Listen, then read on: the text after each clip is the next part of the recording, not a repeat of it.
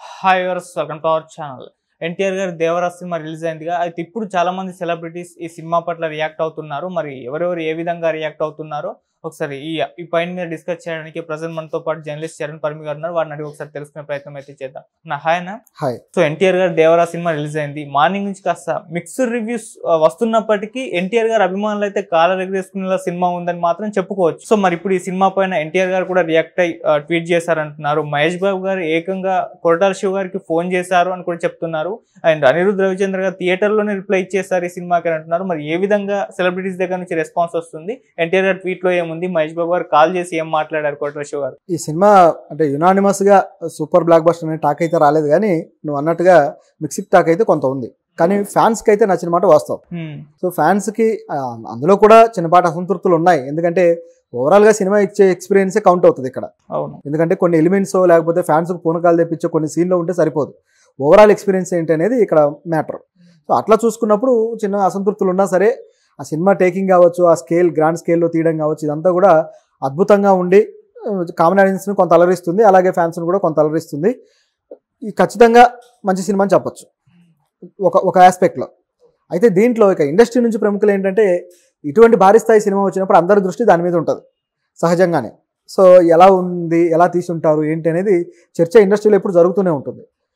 So ఎందుకంటే ఒక నటుడిని కానీ డైరెక్టర్ని కానీ నెక్స్ట్ మెట్టెక్కించే సినిమాలు వచ్చినప్పుడు ఇలాంటి చర్చ వస్తుంది. తర్వాత వాళ్ళ ప్రాజెక్టుల విషయంలో దాని ఇన్ఫ్లుయెన్స్ అనేది ఉంటుంది. ఇది చాలా కామన్గా జరిగే పాయింట్. ఇక్కడ కొరటాల గారు ఆల్రెడీ గత సినిమా భారీగా దెబ్బతింటాం అనే మీద విమర్శలు రావడంతో ఎక్కువ ఫోకస్ అనేది వెళ్ళింది.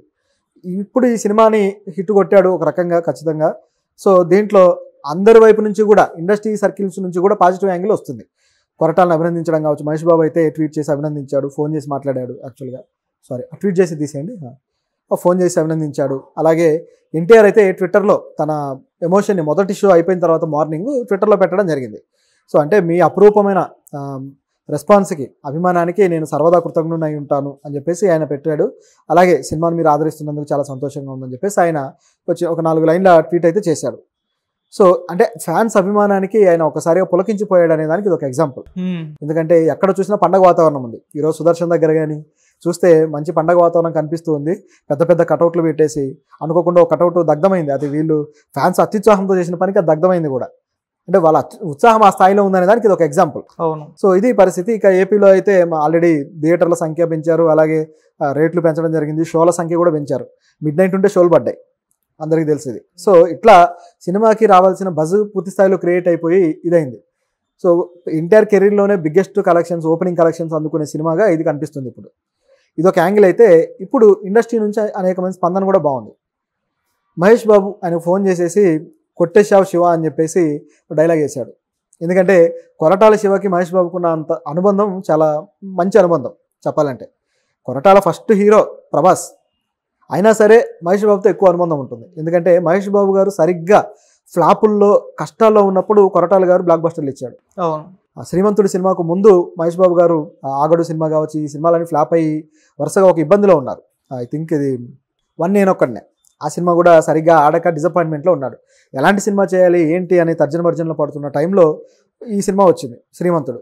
అద్భుతంగా మహేష్ బాబుకి నిజానికి సోషల్ రెస్పాన్సిబిలిటీ ఉన్న సినిమాలు, ఆ కాన్సెప్ట్లు ఇక్కడ నుంచే స్టార్ట్ అయ్యాయి. ఇప్పటిదాకా పోకిరిలు లేకపోతే అదో రకం క్యారెక్టర్లు, దూకుడులు ఇటువంటివి చేస్తూ వచ్చి బిజినెస్ మ్యాన్లు అంతా ఒక రచ్చరంబోల క్యారెక్టర్లు చేసిన మహేష్ బాబు ఒక్కసారిగా రాముడు మంచిబాలు లాంటి క్యారెక్టర్లోకి ఆయన తీసుకొచ్చింది కొరటాలే. అంత చేంజ్ ఓవర్ ఇచ్చాడు మహేష్ బాబుకి. సో ఆ సినిమా మంచి ఉద్దేశాలతో తీసి ఆ సినిమా మంచి బ్లాక్ బస్టర్ అయింది. అందరూ కూడా ఆ సినిమా థీమ్ని కూడా ఇన్స్పైర్ అయ్యారు. సొసైటీ కూడా మహేష్ బాబుకి ఆ విధంగా రెస్పెక్ట్ పెరిగి కొరటాలకి గౌరవాన్ని పెంచింది. తర్వాత మళ్ళీ మహేష్ బాబు వరుసగా 2 ఫ్లాప్లు ఏమో పడ్డాయి. ఆ తర్వాత మళ్ళీ భర్తని నేనుతో హిట్ ఇచ్చాడు కొరటాల. అలా ఆయనకి ఎప్పుడు ఫ్లాప్ వచ్చినా సరే మళ్ళీ నిలబెట్టడానికి ఇటువైపు కొరటాల ఉండడం అనేది గమనించాం. ఆ బ్రహ్మోత్సవం తర్వాత ఫ్లాపులు తిన్నాక మళ్ళీ ఎవరు ఆదుకున్నారా అని చూస్తే కొరటాల. ఇది సినారియో.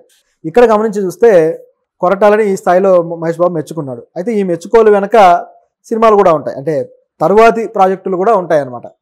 అది ఇక్కడ గమనించాల్సిన విషయం. బహుశా వాళ్ళిద్దరి మధ్య ప్రాజెక్టు చర్చలు కూడా జరిగే ఉండొచ్చు, మనకు బయటికి రావు, కానీ జరుగుతూ ఉంటాయి జనరల్గా అయితే. సో ఇప్పుడు అది ఏమన్నా పట్టాలెక్కుతుందేమో చూడాలి.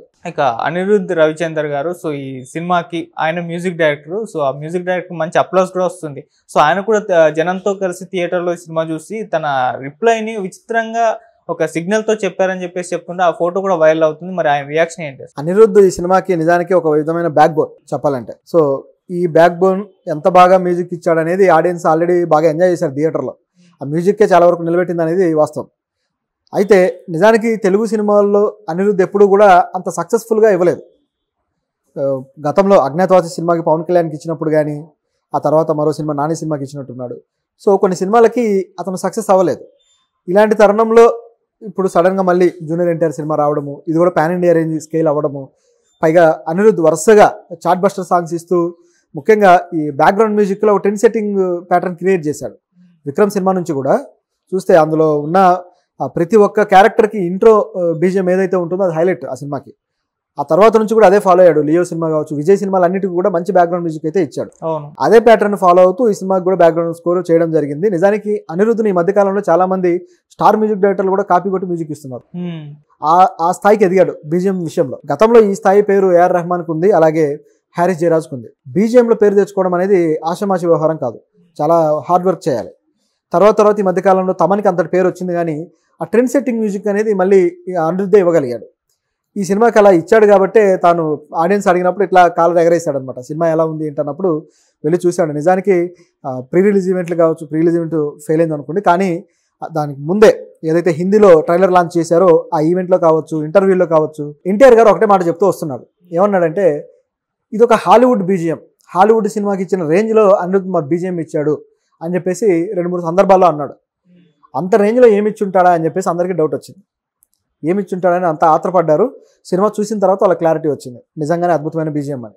అయితే కొన్ని సందర్భాల్లో కొన్ని చోట్ల కొద్దిగా డల్ అయిన మాట వస్తాం. ఆ డల్ కూడా ఏంటంటే డల్నెస్ అని కాదు, కానీ ఆయన బీజిఎంలో ఈ మధ్యకాలంలో ఒక ప్యాటర్న్ ఫాలో అవుతున్నాడు. లూప్లో ఉండేట్టుగా ఒక సౌండ్ ఎఫెక్ట్ అనేది లూప్ లాగా వెళ్ళిపోతూ ఉంటుంది. అటువంటి సౌండ్ ఎఫెక్ట్ మెయింటైన్ చేయడం వల్ల కొన్నిసార్లు ఎమోషన్ ఎన్హాన్స్ చేయాల్సినప్పుడు ఆ ఎన్హాన్సింగ్ మూమెంట్ తీసుకోలేకపోయాడు బీజిఎంలో. అది కొన్ని సందర్భాల్లో కనిపిస్తుంది. నిజానికి కీరవాణి లాంటి వాళ్ళు ఇది చేస్తూ ఉంటారు.